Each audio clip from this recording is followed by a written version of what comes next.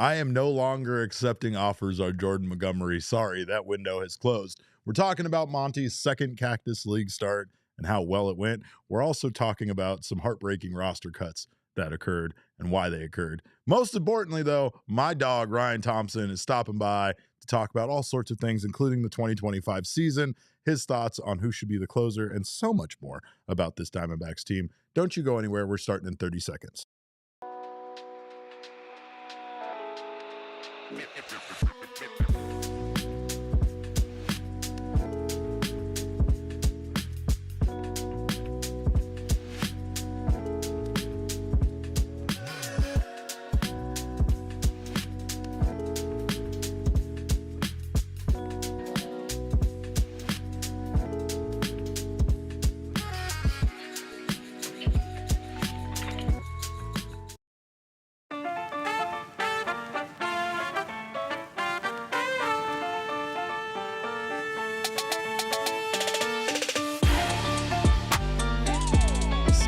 Welcome into another edition of the PHNX Dbacks podcast right here on PHNX. My name is Derek Montilla, occasionally known as your mayor of PHNX. So happy to have you guys here with me today.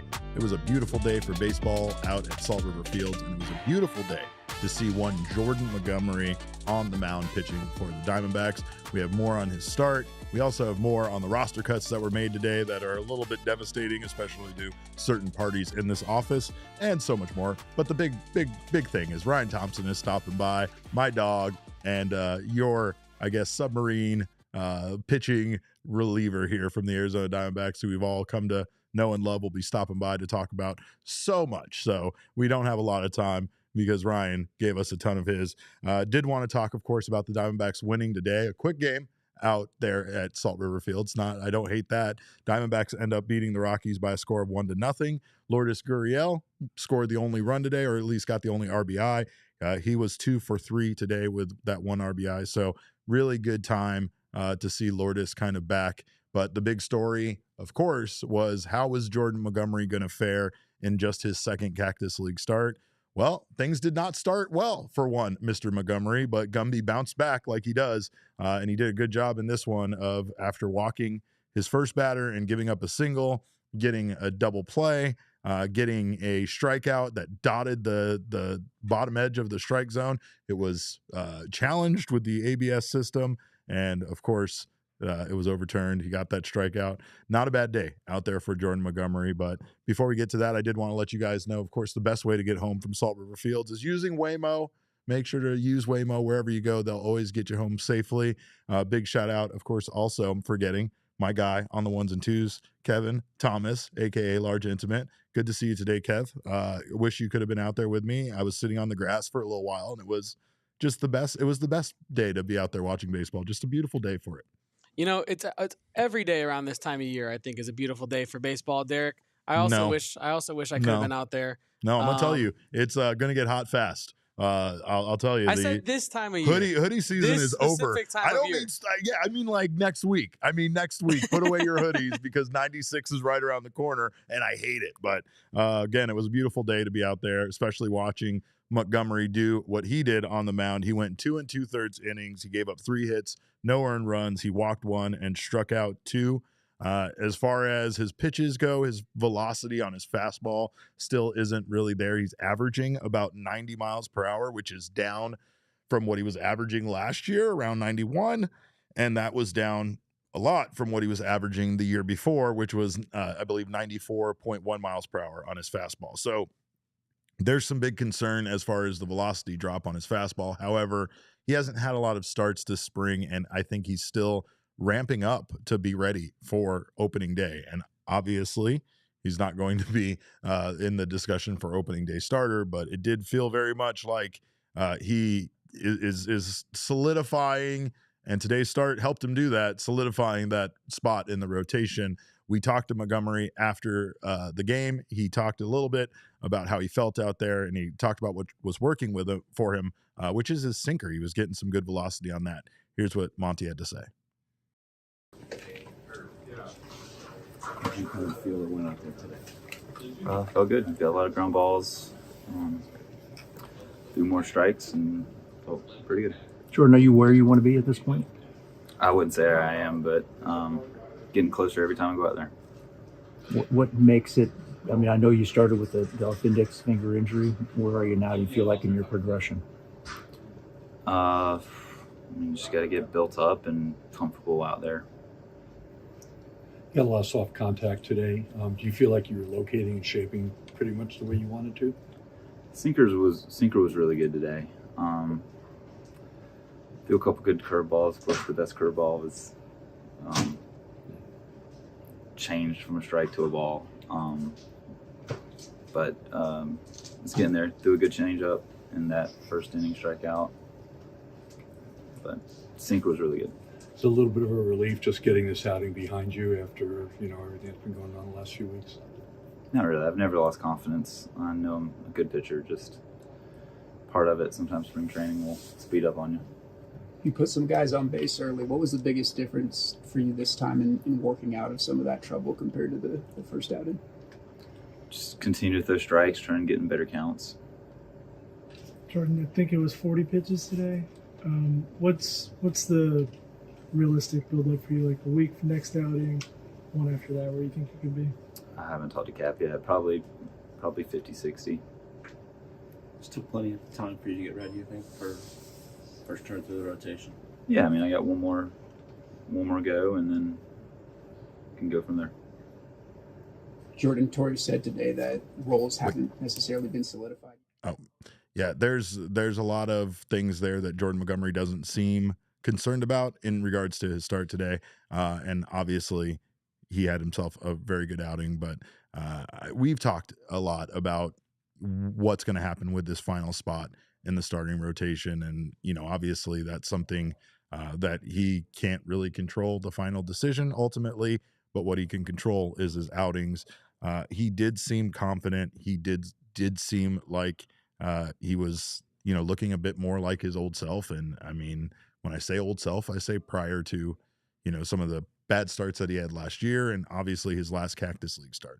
What we've been hearing about, including what you'll hear here shortly from Ryan Thompson, is how good he has been pitching in his bullpen sessions. I believe Ryan calls it the best bullpen he's ever seen thrown by Jordan Montgomery. So I think when there is a difference of opinion versus what we've seen in a very limited capacity in Cactus League games versus what Jordan is seeing versus what Torey is seeing versus what the team is seeing from Monty, on backfield games and bullpens and elsewhere, everything seems to be progressing in the direction that Jordan Montgomery is going to end up with that final spot in the starting rotation before opening day comes around. He said he's going to be ready for it. And of course, there's still some decisions that need to be made. However, we did not get clarification today on any of those decisions. Torey had said he was going to provide us with the decision on his opening day starter. He said he would tell the players yesterday on their day off and then would inform us today.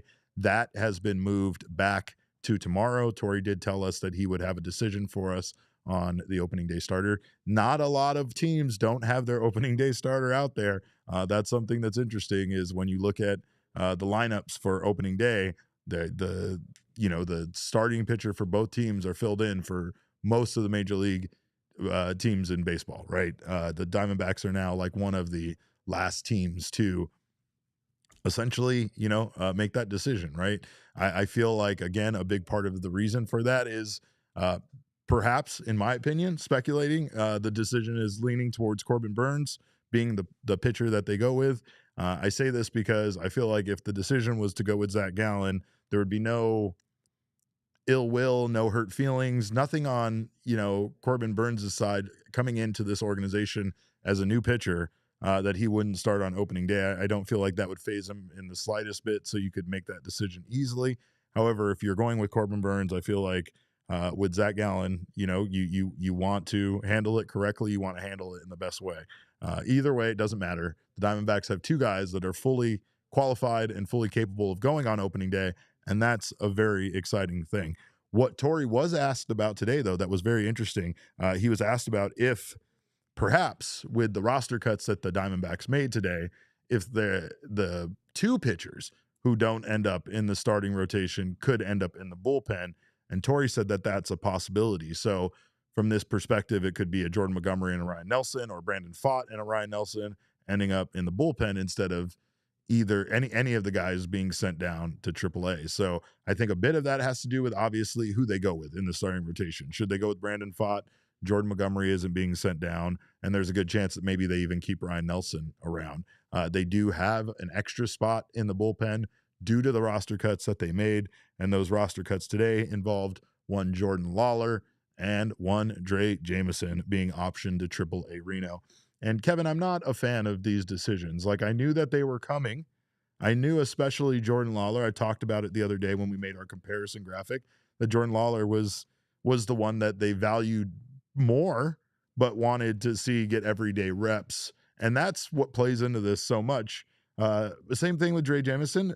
We have video here from Torey. Let's first get to that, and then we'll get to my thoughts on being sad about Drey Jameson being sent down to Triple-A Reno. Drey was a very thorough conversation. The way we saw it at this point in time, based on his current status. I mean, he's throwing 100 miles an hour and he's able to spin the ball and he's got a great changeup. But where he's at presently, he couldn't go back to back, or he couldn't go 2 innings and multiples or an up down. We need him to do that. We need him to be able to do that, and he's getting very close. So we just explained to him that in player development, he's going to be able to check those boxes, and once he checks them, it's going to be performance-based, come back and hopefully help us win some baseball games. But it's hard for a player to understand that. It's the same thing with Jordan Lawlar. We sent him out, and he wants to play at the big league level, and he wants to help us win baseball games right now. And we explain to him it 2 or 3 times a week. It just doesn't make sense for his development to be stopped to help us win games here right now. So sometimes it makes sense, sometimes it doesn't. But he's too good of a player to not play every day. So when his time comes here, he's going to find his way here and stay here forever. And it's a point I've been trying to drive home on this show quite a bit, what Torey says there, and it's not something that really makes sense because it doesn't happen in other sports. The way that they structure baseball, where you have the ability to hide these guys essentially somewhere else in your organization instead of having to make a decision on your roster, instead of having to cut a guy, instead of having to, do something like you would see in basketball or in football, where the team just has to make that decision and then kind of live with it. It's just so different in baseball, right? So right now with Drey Jameson, it's, still getting back to having enough reps where they feel comfortable that he can, like Torey said there, can do 2+ innings or can do up downs, can give them, more. And I think that a bit of that might be the role that Drey Jameson is essentially vying for. I said that I thought Drey had everything it took to be a closer in Major League Baseball, but it definitely is about what the team needs. And at this point, they might not be looking at Drey even as an option there. So having him be able to go a bit longer, having him be able to give them length is probably more important right now, and that's what they're looking for in order for him to have a role on the Major League roster right now. And then Jordan Lawlar, again, like I said, no surprise there. Bobby Garman says bumping Pfaadt to the pen or Reno is disrespectful. It really is. It is. I can't disagree with that. It's just it's being a victim of circumstance, I think, a little bit here. And as my man, as my dog RT will tell us here shortly, they don't have a victim mentality in baseball. You can't. It's just part of the game sometimes, that unfortunately it's not about how well you're doing. It's more about, the situation, how many options you have left, what the team needs. And, unfortunately, it even though it might not make a heck of a lot of sense, we might see Brandon Pfaadt starting opening day in Reno. They asked Torey about, obviously keeping these guys stretched out. And that's an important part about this. Once they make the decision to put a guy in a pen, they don't intend on flip-flopping back and forth, right?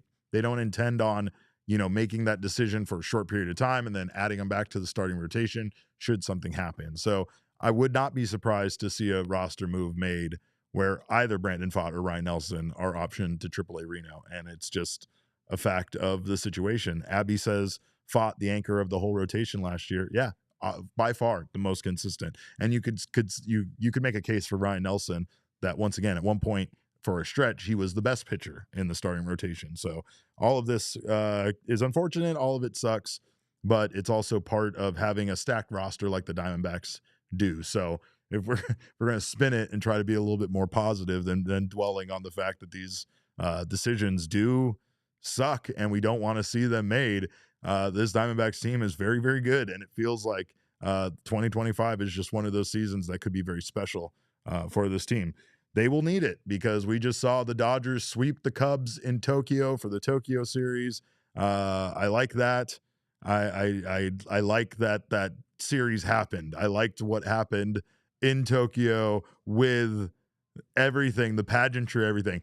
I hate the results. It sounded there like I was saying I like the results and I needed to back my way out of that, but I very much hated the results. I would have loved to see, I guess, the Cubs sweep the Dodgers just to give us a little bit of a head start on the season.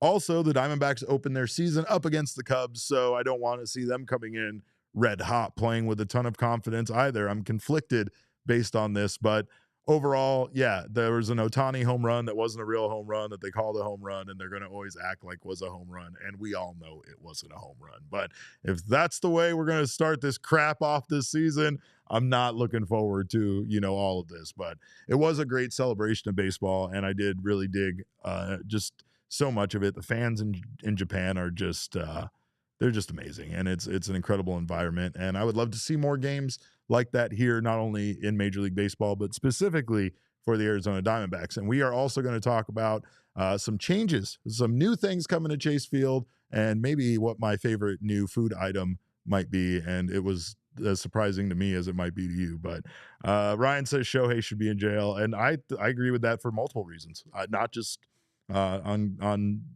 unbiased or unbased gambling charges. Ina Jackson, who family member, going to be here today, says baseball is a business and teams are in business to be successful, which requires winning. Yep. And that's really what it comes down to. And the one thing I'll remind all of you is that the players know this stuff. The players understand it. And I don't think that they're like, I will say that they're not happy about decisions like this being made, but I think they also understand that this organization values whatever the situation is, whether it's Ryan Nelson, whether it's Brandon Pfaadt, they value these guys and they know that they're an important part of the future. Just this season right now, they might be more valuable as depth rather than utilizing them in another way. But I'm done blabbing on because I need to throw this over to Ryan Thompson joining us. Of course, Tea Time is going to talk a bit here about the 2025 season, how excited he is about the additions that they made. We're also going to talk a bit about his faith. We're going to talk about him breaking into a high school to just basically be a sicko about baseball and so much more, including, I'm going to tell you this much, we are going to talk about WWE and the John Cena heel turn. So make sure you don't go anywhere. We will be doing that in the other side of this break. So you're watching the PHNX Diamondbacks show. Don't go anywhere. Again, if you are going home from Salt River Fields, a great way to get home is through Waymo, and we thank them for always getting us home safely in their autonomous ride-hailing vehicles that consist of an entire fleet of Jaguar I-Pace vehicles. They're amazing to ride in, and of course, they're also very quiet. 150,000 trips per week across San Francisco, Los Angeles, and Phoenix, and they have over 40 million miles of real-world driving experience. Again, enough to drive to the moon and back 80 times. So Waymo has a limited capacity. You can't really find them anywhere. So if you're here in town, make sure you try out Waymo in Phoenix. They are just, again, once again, here in San Francisco, Los Angeles, and Phoenix. Download the Waymo One app right now and ride today. Well, you probably, much like me, need to start managing your finances to build the life that you actually want. And Monarch Money can help make that happen. They make managing money simple, even with our busy lives, with all of these accounts, all of these streaming accounts, credit cards, investments, everything that we have, can have them all in one place where you know where your money stands without the hassle. Track your spending, savings, and investments effortlessly so that you can focus on what matters, making your biggest life goal a reality. And of course, you got to do that by savings, and sometimes you need help. Monarch Money can do that. They are the top recommended personal finance app by users and experts with over 30,000 five-star reviews. So get control of your overall finances with Monarch Money. Use our code of PHNX at monarchmoney.com in your browser for half off your first year. That's half off your first year. 50% off over at monarchmoney.com with code PHNX. Well, I am very excited to quickly change clothes, I suppose, Kevin. I need to go do a quick outfit swap, and then we're going to bring one Ryan Thompson in to talk about all that stuff. Very excited to get him in here. Here's my chat with Ryan. Great to see you, man. Thank you so much for stopping by. Of course, I know this time of the year is busy for you guys, but I did want to first ask, are you getting recognized around Arizona yet? Has that started happening for you? Few and far between. There'll be like I was with some of my buddies the other day, and we were at Pop Stroke right next to the field, and it's like they were laughing because they're like, no one knows who you are right now, and it's like, yeah, I like that. But then every now and then you'll be at Target, and it'll be like, hey, I know you. So it's happening a little bit, but it's nice to be able to be out in public and just hang out. Well, you're starting to become a staple of this team. I know, you have been great as a member of the Arizona Diamondbacks, but they've made some additions this offseason that has the fans very excited, obviously. Do you get as excited about, this team when you kind of hear yourself that these moves are being made? Corbin Burnes is being added, bringing in a Josh Naylor. I mean, do you get as pumped as the fans are about like the potential for this year's team? Maybe even more excited. I'm that guy that would think it was like 2 a.m. when we signed Corbin Burnes, and I'm like, what? That was really cool. So I mean, yeah, it's extra cool for me, like coming from Tampa, and coming and playing over here, and it's Diamondbacks aren't the Dodgers in their spending, but definitely a lot more than what Tampa was spending. So, every time we make a move or we're, allocating some big time money to try to win some games, it's really exciting for me. So I love that our front office and our owner, that we're committed to winning. And I think there's an excitement from top to bottom on what we can do.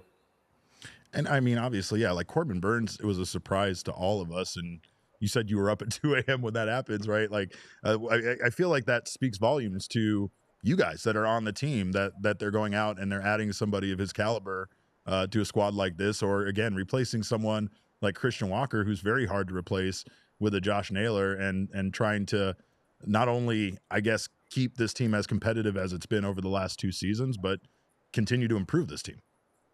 For sure. I mean, I think that we were all really disappointed in 2023 that we didn't, get the final trophy at the end. But in 2024, that was a crazy disappointment for us to miss the playoffs, especially the way that we did and have all the injuries that we had. There's so many things early on in the season that put us behind the 8 ball, and we kind of collapsed there a little bit at the end too. So, seeing that the organization, I mean, because you see in 2023 when we're 2 or 3 games away from winning the World Series, that's an obvious time to add, right? But when we're missed the playoffs, it's kind of up in the air, right? What are we going to do this offseason? How does the front office view this roster? And they proved that they view us as a World Series winning team again, and they went out there and throw the money down, and that's just extra confidence for us to go get the job done.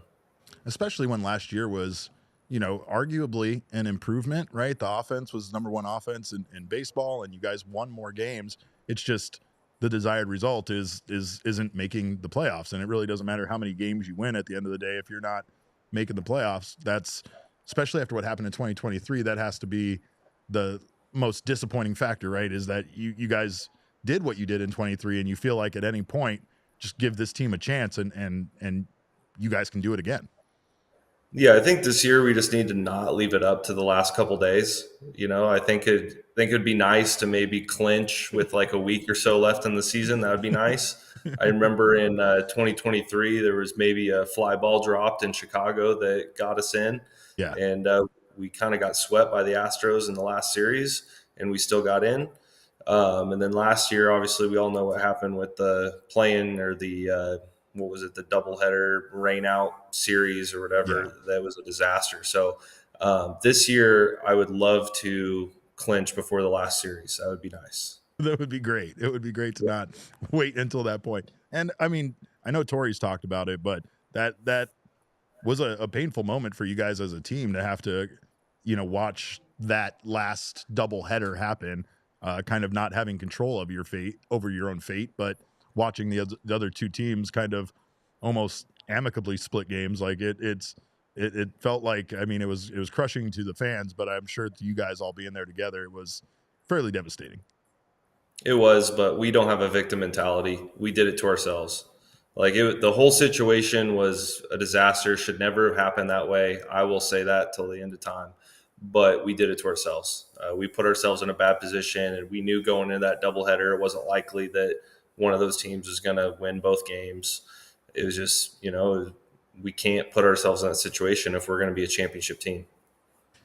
And I mean, the regular season is so long. Does it change your mentality? Like, I mean, I feel like obviously with Torey as a manager, it's motivation that he has to remind, the team of how close, you guys came and how every game matters. But like, does it change your perspective a little bit about how much every game matters during this very long regular season? Yeah, I mean, it's hard not to, but at the same time, you don't want to make decisions in June that may affect your health or may affect some things that go down the stretch in September. So, there's always a left and right side to every decision, but you make a good point. Like maybe a little bit more of a sense of urgency in certain situations, but, we try to do that all year. We try to make sure that every single game matters as if it's the last game or the first game, but it is a 162, right? And so we got to try to pace ourselves, and we got to be able to figure out a way how we finish strong. And I think that was the biggest issue is we started slow last year is what it is. We had a lot of injuries. We did a really good job at the middle of the season picking back up. And at the end of the season, we just were gassed. And so, like, I guess what I'm trying to say is that, there needs to be a more sense of urgency all the time for sure. But on the other hand, like pacing ourselves and making sure that we're strong down when the games do in fact matter the most is also important. Yeah. Last year, I mean, again, like you said, you can't have a victim mentality about it, but it still feels like an anomaly, right? With all of the injuries, all of the stuff that happened, and you guys were still as good as you were. I think that's the part that, makes fans very excited about this team, knowing that, like, hey, with this starting rotation, with this bullpen stacked the way it is, with these guys, hopefully, staying healthy and not only staying healthy, but having the depth the team does now, it feels, it feels like you guys are in a great spot. And, again, the sky is the limit for this team.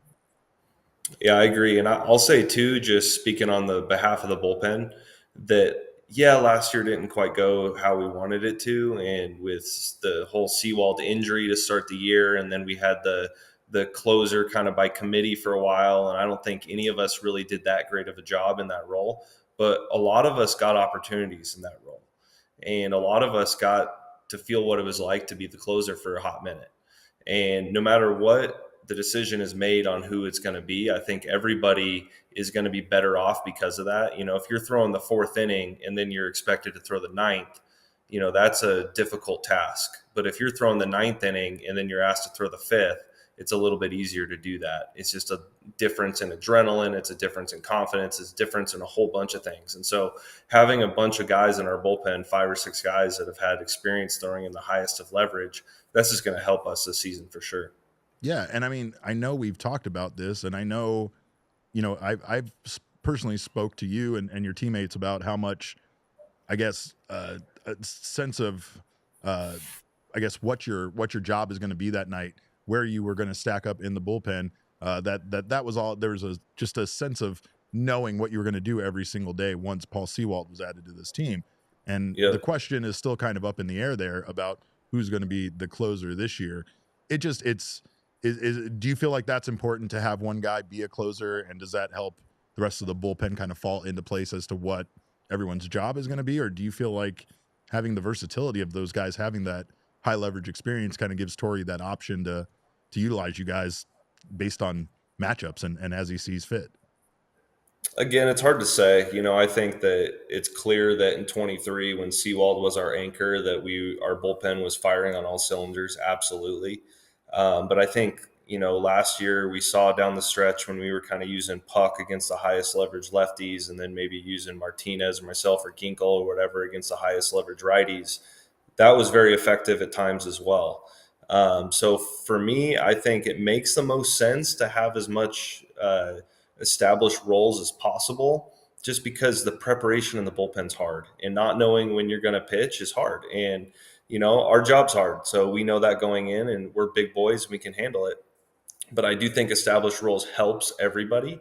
but maybe we're not a team that has that, and that's okay. And if Torey feels like, matchups is the best thing to do, like we're ready to step up to the plate and dominate that role as well.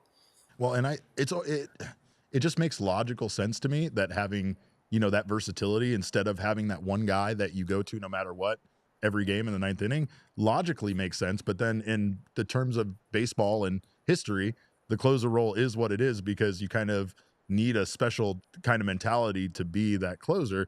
It just feels like this team has several guys, including yourself, that have that ability to pitch in those high leverage situations and kind of have that ability to close a game down. Justin Martinez, though, he's a guy that's very exciting. What are your thoughts on the youngster and how he's kind of developed into this potential closer of the future for this team? Yeah, just to touch on what you're saying about the different roles and stuff, I feel like the thing that maybe fans don't understand and maybe people that haven't done it understand is that closing isn't necessarily harder than any other role that you may have. There's a good argument to say that, that fifth, sixth inning guy that comes in, bases loaded, one out every night might be, we call him the janitor or whatever you want to call him. That guy might be have the harder role than the closer.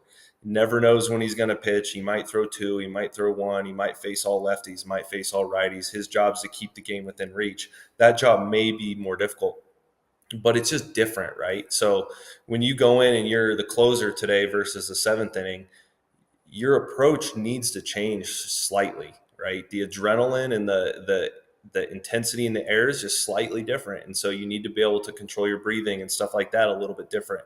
Hitters, it's a one-run game. Hitters are more so swinging for the fences in the ninth inning than they are in the seventh, right? So there's a lot of psychology that comes into play. And so kind of what I was alluding to earlier is having guys have experience in that role is going to help whoever Torey chooses this year because they have experience. And so, whoever Torey does choose, if he chooses it, even if it's not perfect at first, like I would love us to stick with somebody and just be like, okay, maybe you struggled here and there, but the more they do it, the more comfortable and the more accustomed they're going to be to the situations. Yeah. And as far as Justin Martinez, I mean, you watch that guy for 5 seconds, you see how electric he is. Like he's got as good a stuff as about anybody in the entire league. And that splitter is an anomaly. It is a pitch that I don't even know can be replicated. I don't even know if anybody else in the league throws a pitch that moves the way that it does at that velocity in the entire league. And that's what you want out of a closer, right? Somebody that can rely on a pitch that's that elite and can throw it over and over and over again. And so Justin, he's a young guy. So, can he do that consistently on a 162 game season? That is what I believe he can do. And if Torey chooses him in that role, I think that would be a great choice. I think Justin has a lot of versatility too. So we saw last year, sometimes we were using him for 2 innings, coming in and facing the highest leverage situations in the 6th and 7th. It's a tie game. He's got to face the heart of the order in the 6th and the 7th, wrap around to us. Maybe a lefty gets the guys in the 8th, and then it's Ginkel throwing the 9th or whatever it is. So Martinez is very versatile. We can use him in a lot of different ways. Yeah, he's electric is the perfect word for him. I did want to ask, I know Torey is making an opening day starter decision today. I just wanted to know what's it like being on a team where you have 2 clear-cut opening day starters? I mean, does that just give everybody a different level sense of confidence when the decision is this difficult for the manager to make about who starts on day one? Yeah, I mean, speak for yourself, man. I think we got like 6 or 7 opening day starters on our team. Yeah, you're not wrong. Which team in the league wouldn't want Merrill Kelly, Eduardo Rodriguez, Brandon Pfaadt, Ryan Nelson, prime Jordan Montgomery to be starting opening day? And I want to speak on Jordan Montgomery for a second. He threw a bullpen the other day that was maybe the best bullpen I've ever seen. And I'm excited to see what he does Wednesday. I'm just going to say.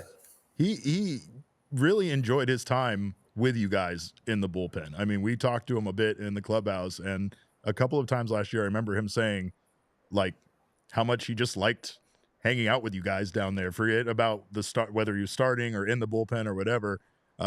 Like, was it just camaraderie? Is it just because you guys are a bunch of troublemakers down there and it's fun to hang out with you? What's hanging out in the bullpen like? Well, I mean, there's no argument there. I mean, the bullpen always has the best vibe. Doesn't matter what group it is, doesn't matter what team it is, the bullpen has the vibes. So if you want to be serious and you want to, be a robot, you be a starting pitcher. But you're going to have fun, you come to the bullpen. That's amazing. That is amazing. Does it matter? Does the opening day starter matter? I mean, I know once we get 2 weeks in the season, it really doesn't matter. It seems to almost be at times a thing for, like the fans argue about a little bit more than anything else. But does opening day starter matter to players? Maybe to the guy that gets selected, I would think. Maybe it's just, I don't know. I think let's just say if it were me, right? If I were to, be chosen opening day starter, I think it would be an awesome honor. And, I'd feel really good about it. But if I wasn't chosen, I don't think it would mean anything about how the team feels about me, and I wouldn't be upset about it. So I think that's probably how those guys view it. I haven't talked to them about it, but that's how I'm assuming they view it is, they're all aces on one team. So it's like, hey, someone's got to throw day 2, day 3, day 4, day 5. So hard choice. Yeah, no, I mean, and it feels like a difficult decision for Torey, but it also, again, like it's a good decision to have when you have this much talent on one team. And again, going through spring training, are you enjoying spring training? This year seems a little bit shorter. Is it still too long for you? What are your thoughts on spring training overall? I don't think it's too long.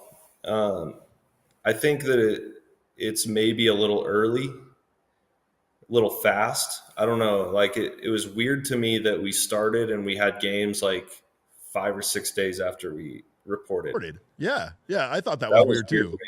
Yeah, and that was you guys weird. Had a bunch of games in a short period of time there too over that weekend during Las Vegas and all that. You guys had like 5 games or 6 games in like a couple of days. It was kind of wild. Yeah, I don't like the opening day seems to be creeping earlier and earlier. Now it's like the 26th or something. I don't like the Cubs Dodgers Tokyo series thing. I don't like that at all. I think that's an advantage for them. For the teams? Yes. Why is that? So like Yamamoto is going to have one more start than everybody else in the league. Oh. So like last year, because of the time frame. Yeah, so he gets to start on March. I mean, they have a bunch of good starters, so it's not like it's not like they have one ace, but at the same time, it's like they're getting a couple real games in where you're throwing your 2 dogs, and then you get 4 or 5 days off. And Yamamoto could throw game 1 and game 3, first game and third game of the season. He won't, but he could. I think that's an advantage. And then the other thing is, I think the challenge system, the ABS thing, I think that's terrible. Really? I think it's terrible. I love this point of view because so far it's always been very positive thoughts on it. What don't you like about it? Well, I don't like the zone specifically because it's at the middle of the plate. Okay. And so it's a different zone than what we're used to. What do you mean? So like the front of the plate and the 3-dimensional plate is the plate. Like that is the strike zone. Yeah. So it's from the front of the plate and it's 3-dimensional. That's how you determine a strike. Right. This ABS challenge system zone is a 2-dimensional at the middle of the plate. Like the K zone that we see on TV, right? And that's the reason why sometimes people get mad about the K zone is even though it shows where the ball landed, it doesn't necessarily reflect how it crossed the plate and if it crossed the plate as a strike, right? Like that's why sometimes it gets the fans all angry about a strike being a ball or vice versa. Right. So like for me, it's like it's hard enough to throw a strike. It really is. Like the strike zone's getting smaller and smaller as we get on. And if you don't know where exactly the strike zone is, then that's frustrating. So sometimes, you're throwing strikes that like we had a game, it was probably 2 or 3 weeks ago now that Bryce Jarvis was pitching. He painted a perfect pitch exactly where he wanted it to, struck the guy out. He challenged it. It was like less than 0.1 inches or something to be a ball or whatever it was. I think it was less than 0.5 inches from being a ball.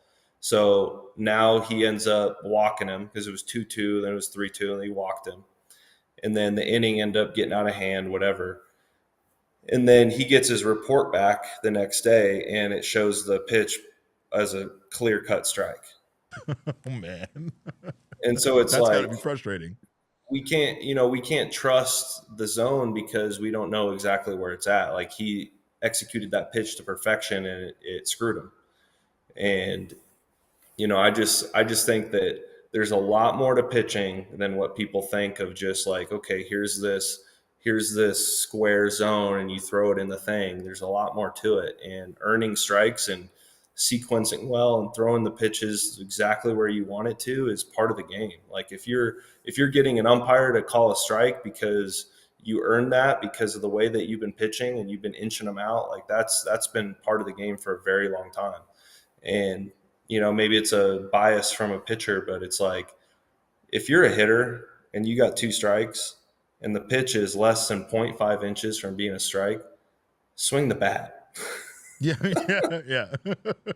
Like, let's play baseball. Let's play some baseball. If it's 5 inches outside, okay, like maybe we add the challenge system with a buffer. Like, it's got to be 2 inches, like, because that's how they evaluate the umpires, is they have a buffer. Yeah, that's right? how, like MLB.com, right? When you're watching a game, like there's the strike zone, but then there's like another strike zone on the outside of it. Yes. And I've had to like explain to people, like, that's it. That's the bumper. If it catches any part of that bumper, they're kind of letting that like to human error. And in regards to human error, I'm guessing you don't want to see umpires replaced behind the plate due to that, just as a pitcher, right? Like, you like the human element there.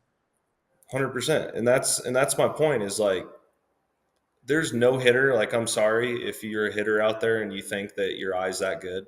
Your eye's not that good. There's no hitter in the league that can tell the difference between a ball that clips the plate and a ball that is 0.03 inches outside. You just can't tell. You got fooled and you spit on it because you got fooled, and then you're challenging it because you don't want to strike out, and then you get lucky. It's a coin flip. You're like crossing your fingers and hoping that you get the call to go your way. That's what I don't like. If it's a clear cut right down the middle strike, okay. If it's nowhere close and the umpire just made a mistake, that happens. But maybe that happens 4 times a week? Yes. Like, you don't even get one of those egregious calls once per game. These umpires are really, really good. Right. Every once in a while you have one that, like you said, like for a moment he just zoned out and did not pay attention, and it was a clear ball or a clear strike, and everybody watching is like kind of confounded about it. Like, those are the moments I think we want to see reviewed and reversed. But you're right.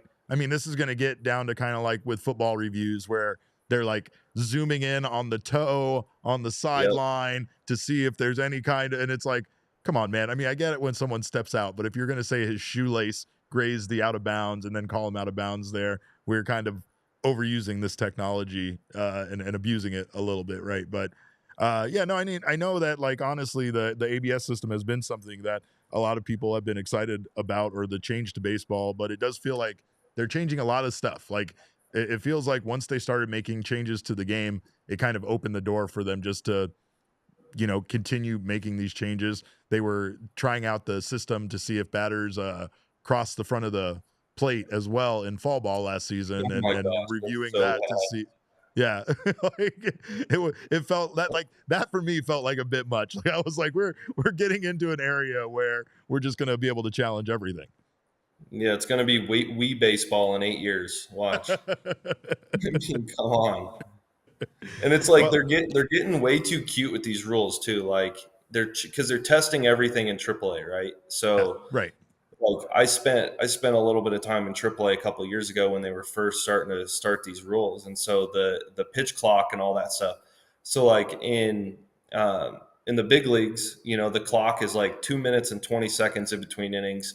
Right when you get called in the bullpen 2:20, right? So then you like get a drink of water, you get do what you got to do, and you go down. Right when you cross the warning track, it resets to 2 minutes.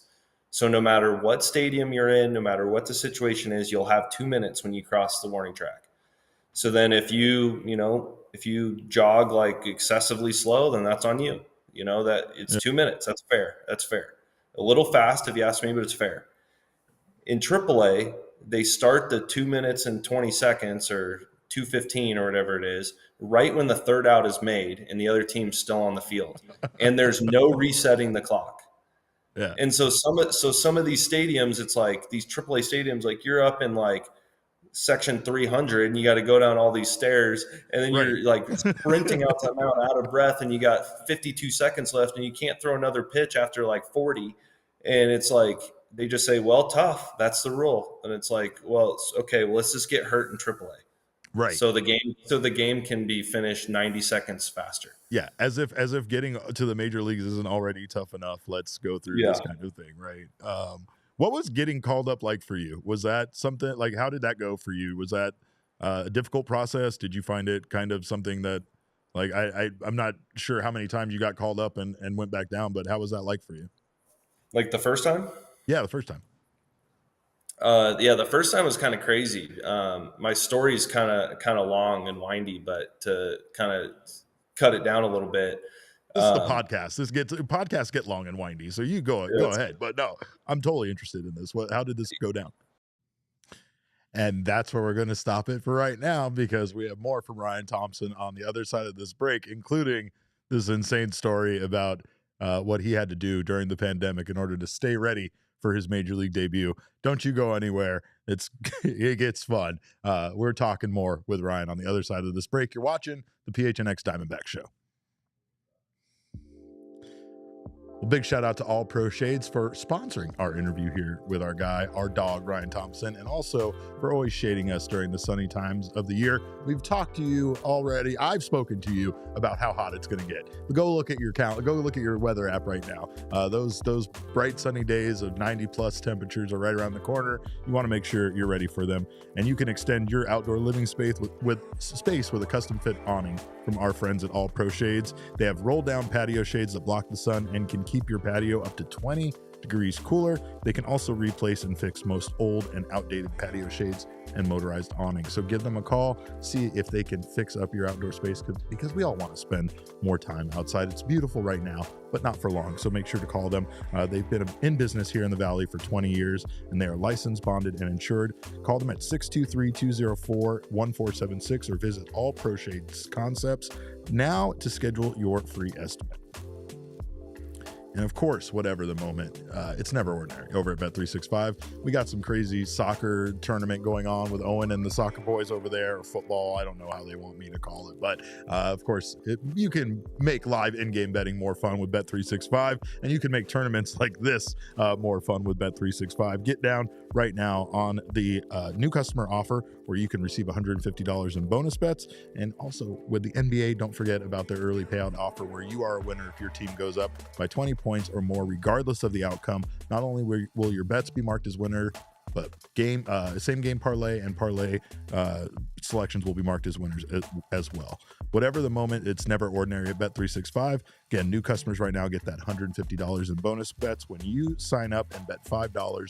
Win or lose, just sign up, use that code of PHNX365 when you do. Deposit $10 and place a bet of $5 or more to get $150 in bonus bets if your bet wins or loses. Bonus bets can be used on spread, totals, player props, futures, and so much more. Whatever the moment, it's never ordinary at Bet365. Must be 21 or over and physically located in Arizona. If you or someone you know has a gambling problem and wants help, call 1-800-NEXT-STEP, text NEXT STEP to 53342, or visit problemgambling.az.gov.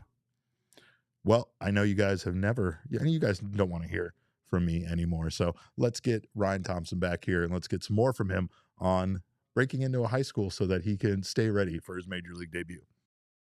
Yeah. So when I was first part of the story, I was, drafted in the 23rd round. I was, a senior sign, $1,000, all that, not really that projectable sidearm guy, just kind of got outs, right? I had pretty good seasons every year, but never really flashed that big league potential, and just kind of trickled my way through the system. I got to Triple-A in 2017 and got my teeth kicked in. I couldn't get anybody out. I couldn't get anyone to chase out of the zone. I was throwing like 86. I was doing it on purpose, just trying to get people to roll over. I felt like that was the right thing to do. That's what I did in college. I led the nation in ERA in college. Like I had a plan and a strategy, and it didn't work in Triple-A. And so I got sent back down to Double-A, and I was like, okay, if I don't make some adaptations, like I'm probably done soon. And so I started long tossing every day, started throwing as hard as I could, as often as I could, got up to like 91, and then blew out my elbow, had Tommy John. And so my mechanics just weren't suited to throw at that level of intensity. And so through my rehab process, I got my body right, got my mind right. I basically cleaned up everything and became a big league type player, type human. And in 2019, just kind of got healthy. And then 2020 was my first ever big league camp.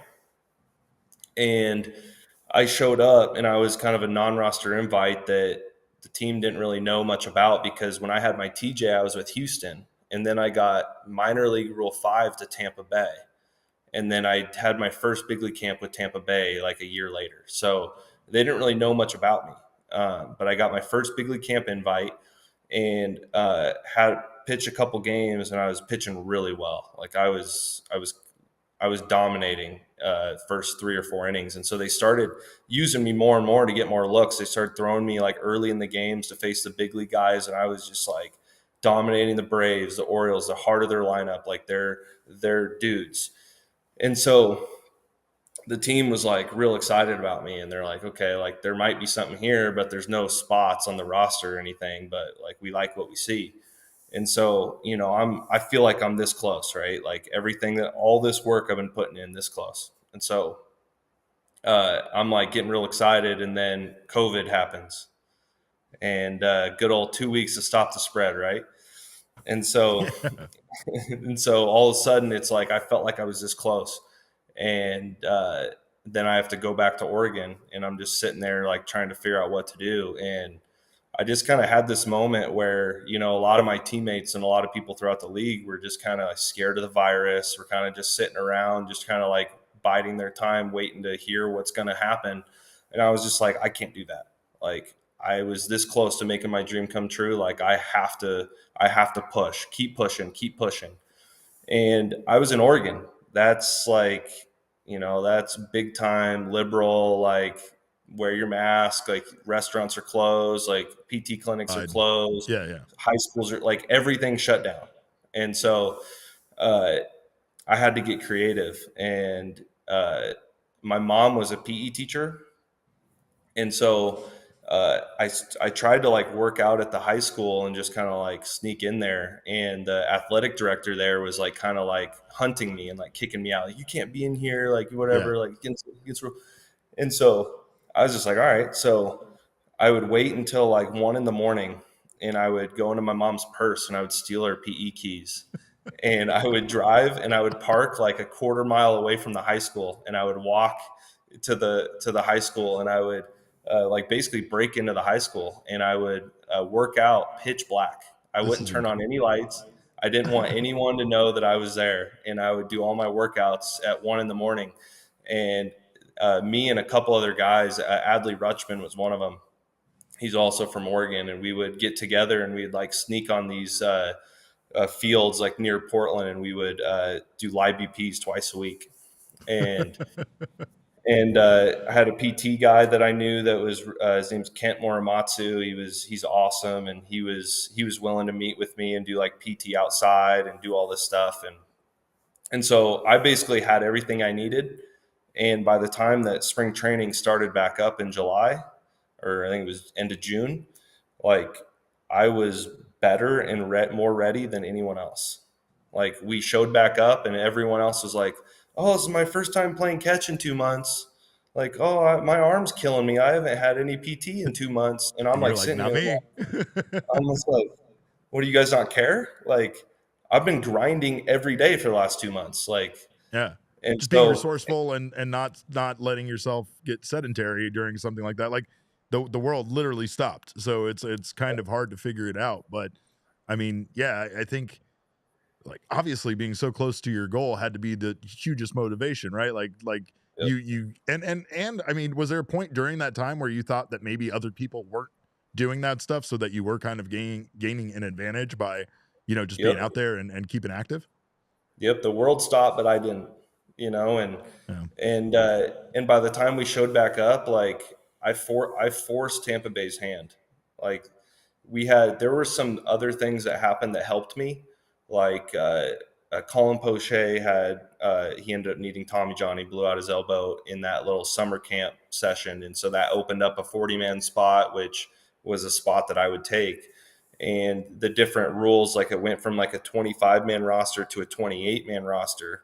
So there were definitely things that helped me out. But, by the time the season started, like I was just like, I don't even know if I gave up a hit in that whole time, and it was just like I was dialed in. And so I feel like the team, they had no choice but to put me on the team.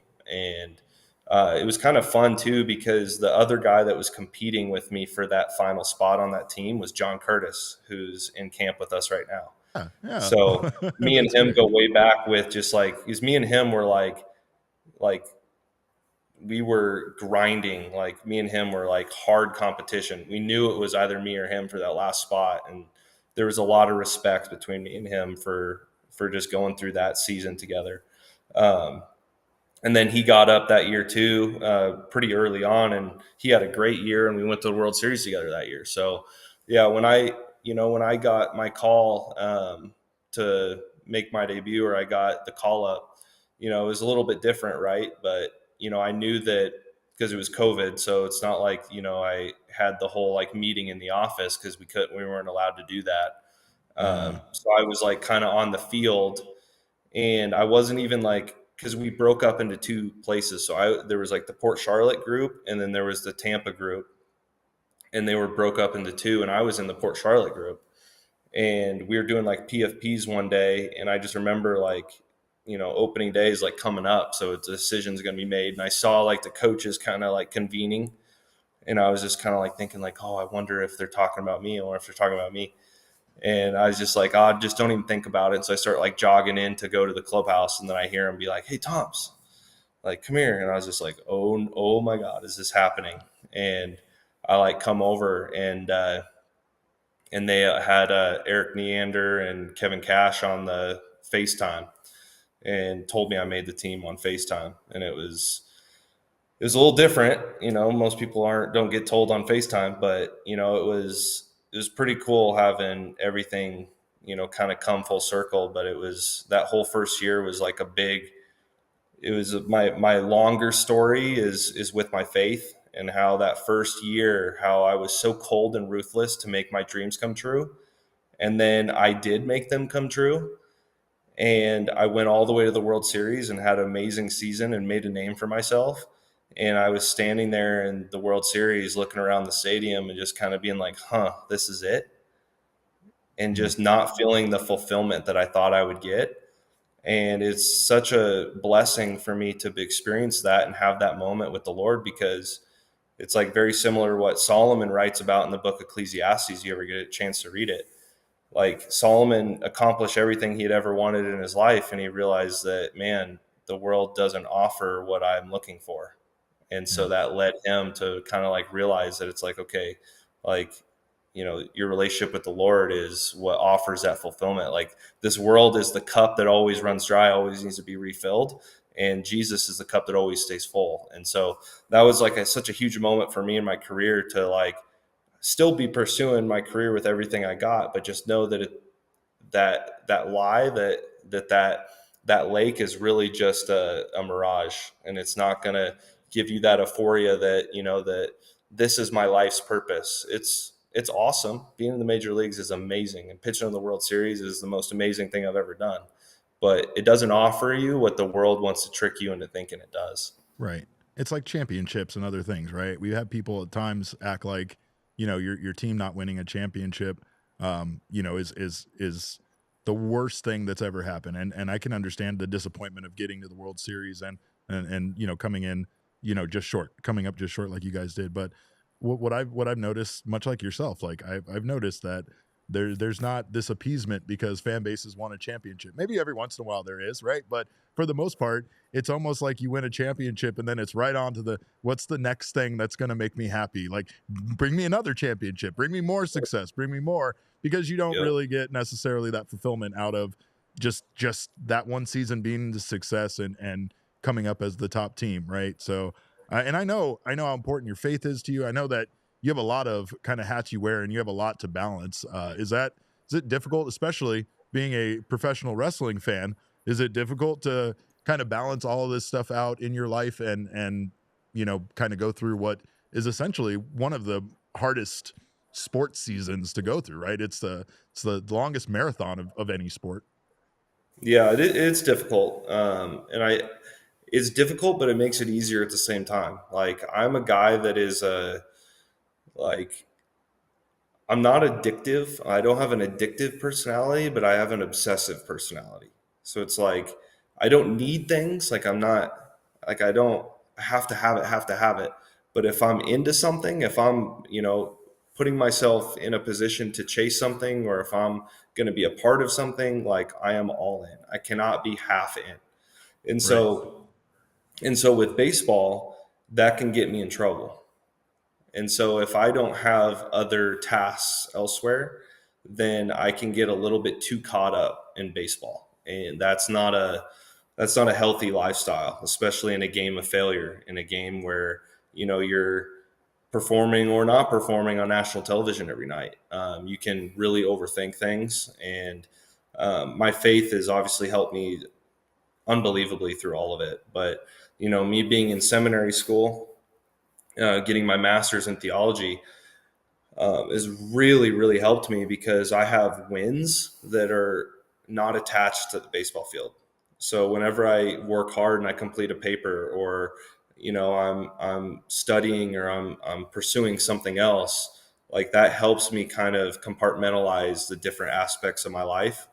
And being a competitive person like me, it's like, sometimes I can get that dopamine hit from getting an A on a test. I don't You don't need always need it from an outing in baseball. Yeah. And it's almost like sometimes you can cripple yourself by needing the good outing, and it's like, we live such a hard, fast lifestyle that it's easy to rely on that good inning to kind of center yourself. And so for me, it's helped me to be centered in Jesus and centered in all these other things I'm doing, whether or not it's clubhouse ministry or it's school or whatever. And I be centered in that. And so I have freedom to play this game at the best of my ability and not be kind of controlled by it. That's amazing. You're a fascinating person. I love talking to you. But I love talking to you about wrestling. So yes. I had to get your thoughts. WWE is demanding just alone in itself to keep up with. Do you do a good job of keeping up with it, or do you just kind of at times find yourself just catching the highlights and catching up like that? I catch up. It depends. I go like this. So I'm roller coaster with it. I try to watch it as much as I can, but I'm a wrestling fan because of the stories.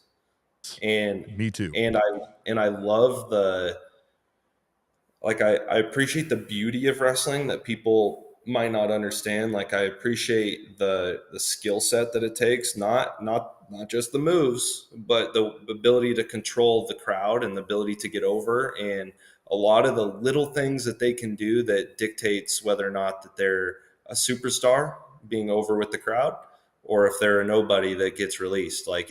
It's not have anything to do with how many championships you're winning or how many matches you're winning or how good you are in the ring. There's so much more to it. And so there really is.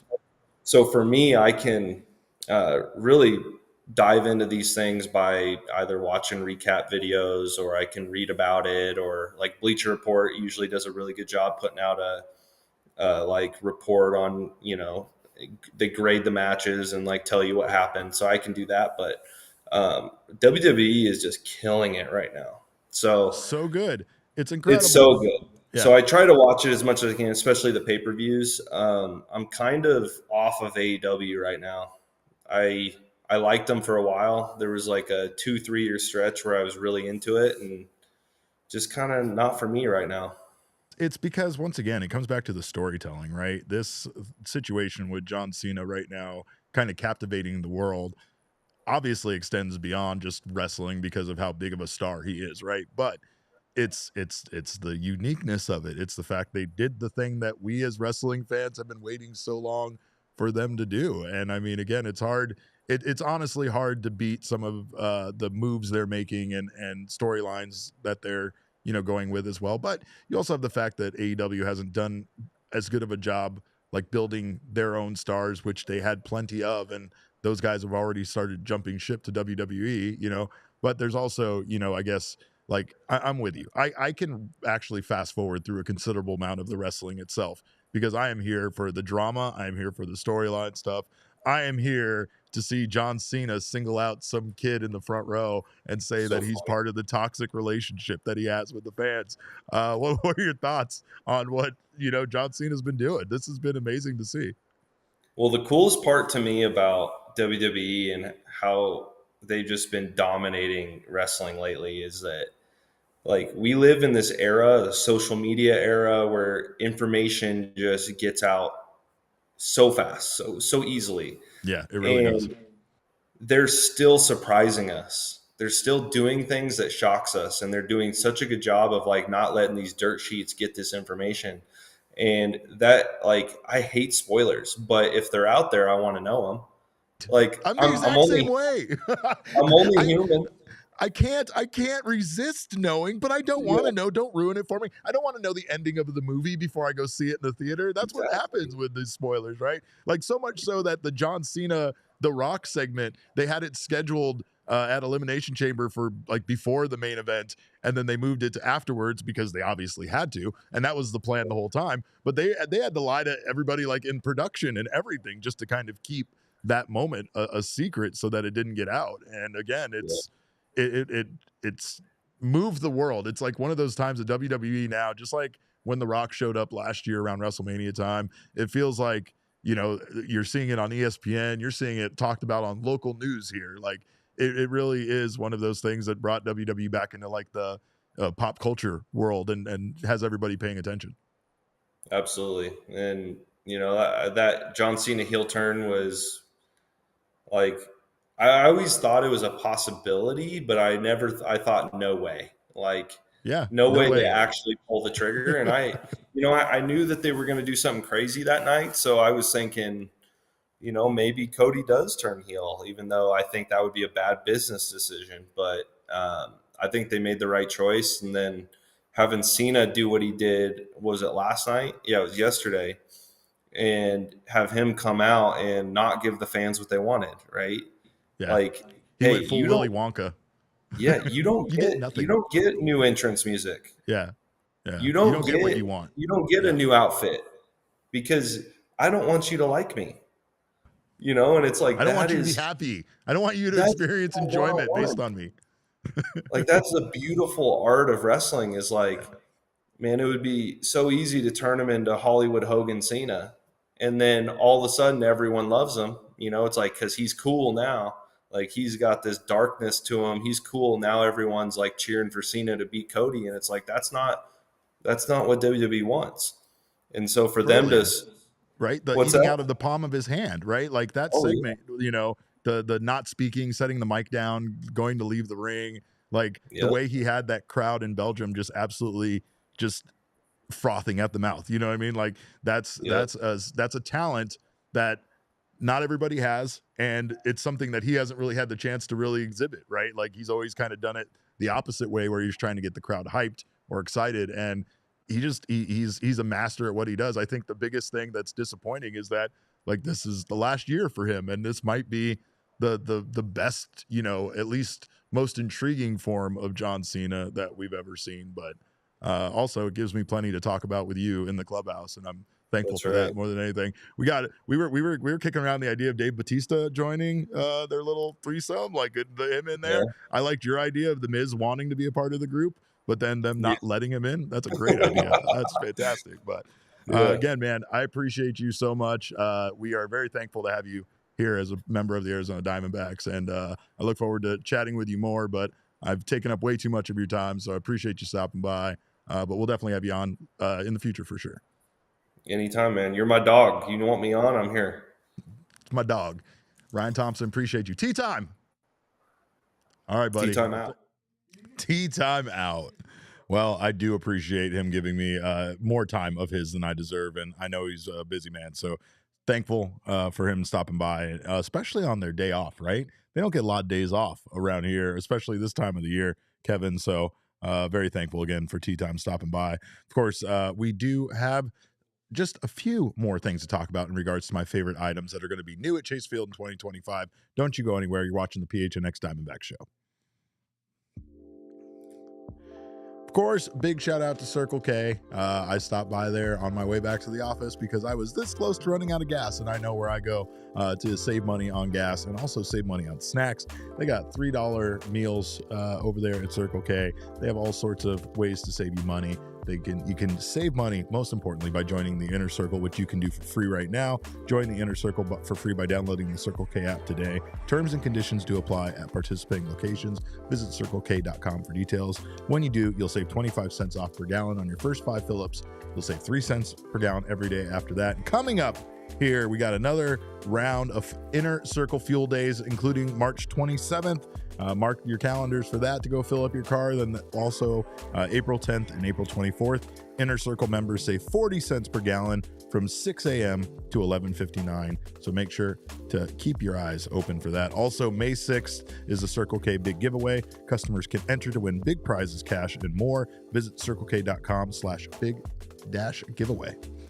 Of course, if you're looking for a great place to watch Suns games, Spinatos is the place for you to be watching Suns games. We've got the Suns pregame starting here shortly, but of course, a great place for you to go watch Suns basketball and hang out with the Gorilla, my personal friend, Phoenix Suns dancers, and other Suns fans. Spinatos is a place to do it. You can stop by for your chance to win free Suns tickets, gift certificates, and more exciting prices. You have a decent jump shot. They have their version of horse. That's pizza, and you can win free pizza for a year. You can also win tickets to the Suns game on April 9th. So mark your calendar, Suns fans. The excitement starts at Spinatos. Go check it out. Get all the info for the watch parties and pizza basketball contest at SpinatosPizzeria.com. Spinatos, the official pizza of the Phoenix Suns. Well, speaking of food, speaking of fun, there are lots of fun new things happening at Chase Field in 2025. We will have some videos coming up. We'll have some food reviews, but a couple of things I wanted to highlight from our guy, Chef Steve Tilder. They got themselves some s'mores nachos coming to Chase Field in 2025. They have a thing called the Grand Slamwich, which is like 20 inches of sub, half being a meatball sub, half being a chicken Parmesan sub. They're getting crazy with the food. They got some amazing spicy Korean wings, which I tried. Again, I will have some food reviews for you coming here shortly, either to social or our YouTube channel. But the one thing I did want to point out, Kev, my favorite item, I did not think this was going to be good. I can say confidently that I thought I was going to give it a very low score, and it was the Filthy Mac fries, which were French fries covered in white cheddar mac and cheese. Then there was other cheese involved. There's pork belly bacon involved. There's coleslaw. There's a lot of stuff in there. And for some reason, you grab a fork, you dig in, and it works. It works, and it works really, really well. So if you are a season ticket holder, there should be lots of great new items. And I also was informed that they're going to be releasing kind of some new items throughout the year this year, which is a little different. So everything that they introduce here at the beginning of the season might not be all that we see as the season progresses. But I did get a chance to talk to Derek Hall about some of the improvements and some of the changes that they've made to Chase Field and some of these exciting items that are coming. Here's what Derek had to say. 100%. He's crucial, and I think a lot of people come out just to try some of his new concoctions. Or, you know, when he came up with the churro dog, that was a huge hit where people are coming to the ballpark just to try that. Then they get in the habit of coming to a game, to your point, and they come to more games. So when he does this and people get to try and sample his new additions, it does a lot for us, and the players do know that. He is a part of our family. You know, he's a big part of our family.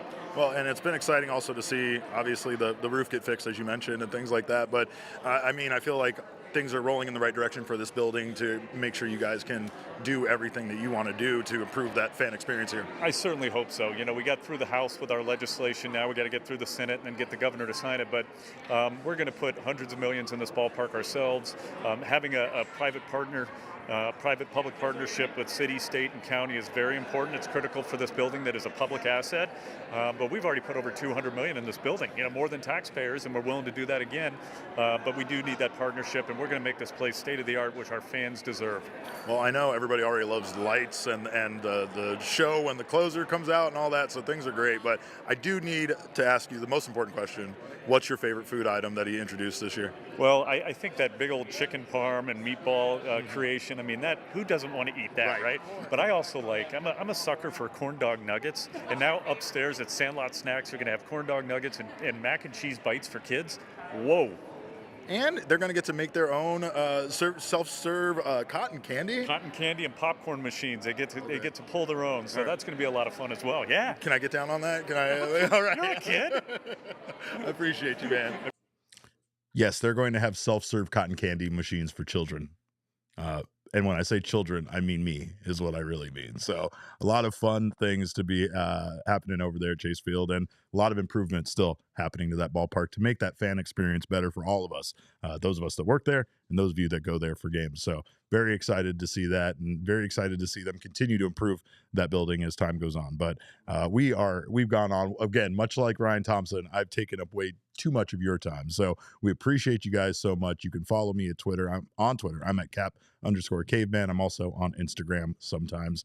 My guy Kev is at Kevo Posts. Our show is at PHNX_Dbacks. But as always, all roads lead to at PHNX_sports on Twitter, Instagram, and Facebook. We have some exciting news coming on Friday, so make sure to join us then for that big announcement. And of course, we got opening day less than a week away by the next time we do our next show. So much fun to be had. Can't wait for the regular season to be here. But again, appreciate you guys being here in the comments. Appreciate you guys stopping by. Michael says, what could possibly go wrong when it comes to self-serve cotton candy? Who knows? I can't wait to see how it plays out. But again, thank you guys so much for your time. We will see you on Friday. Until then, have yourself a pleasant evening, a wonderful Thursday. Behave yourselves. And remember, kids, baseball is fun, but it is so much more fun when Ryan Thompson stops by and calls you his dog. We all silly like the mayor.